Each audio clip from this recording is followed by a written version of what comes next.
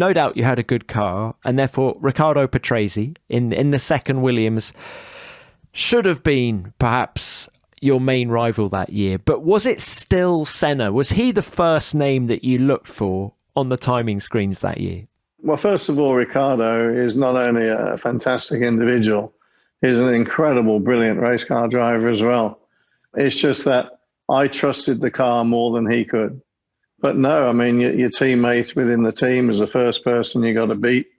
But, you know, before we started racing, when I got on the scales and Riccardo realized I dropped like 16 pounds in weight and I looked like lean and keen and fit, and he just looks at me and thought, wow. And then obviously we started to qualify and pace and race. And, you know, I just said, well, what I've got to do with Riccardo is just make sure that he's a fantastic teammate for the whole year. And if you remember, I don't know whether you know this story, we get to Sao Paulo, and Riccardo is really unhappy, saying that my car is 1.5 to 2 seconds a lap quicker, and it's all in the car.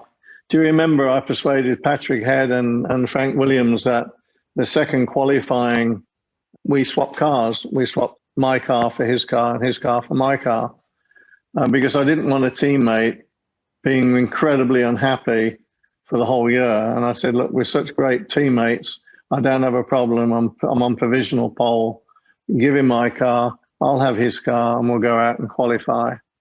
And my first flying lap in the second qualifying, I came round start-finish line because his car wasn't quite as nice as mine in some ways because it was set up for him. I was 1.5 seconds a lap quicker in his car than he'd been all weekend. And then we obviously swapped cars back at the end of the session, and Riccardo had to actually understand that when he looks at the computer readouts in a number of corners, I was 60 and 70 kilometers an hour quicker than him in his car. That's a mind-blowing amount of speed. But the thing was, Riccardo and I cemented our relationship long before that. He could see what a fair number one driver I was.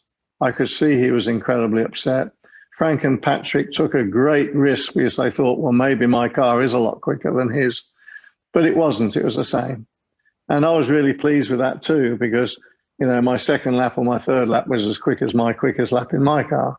So it basically, when you do that for a teammate and a friend, all that conjecture and all those thoughts can just go out the window and you can get on with the job in hand.